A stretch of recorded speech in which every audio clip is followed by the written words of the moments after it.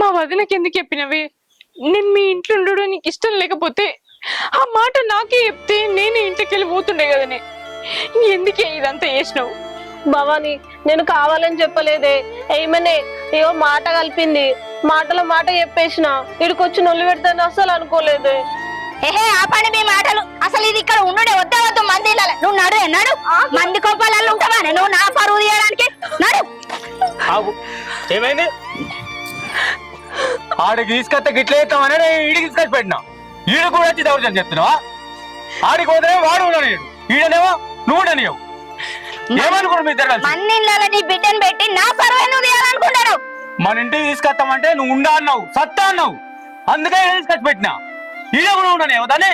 ఇన్ని రోజులు మన ఇంటికి తీసుకొస్తే నువ్వేమైతావు, నీ సంసారం ఏమైతే ఆగినా. కానీ ఈ రోజు చెప్తానా, నా బిడ్డ నా ఇంటికానే ఉంటది. మీరు ఎటు పోతారో పోరి. మామ, నేను ఇన్ని రోజుల కాంచి నీ బిడ్డ విషయంలో ఏం మాట్లాడలేదు, ఏనాడు మాట్లాడలేదు, ఒక్క మాట కూడా అనలేదు. కానీ ఇప్పుడు చెప్తాను విను. ఉంటే నీ బిడ్డ దాని ఇంటికాడ ఉండాలి, లేదా రోడ్ల మీద అడక్క తిన్నా మంచిదే.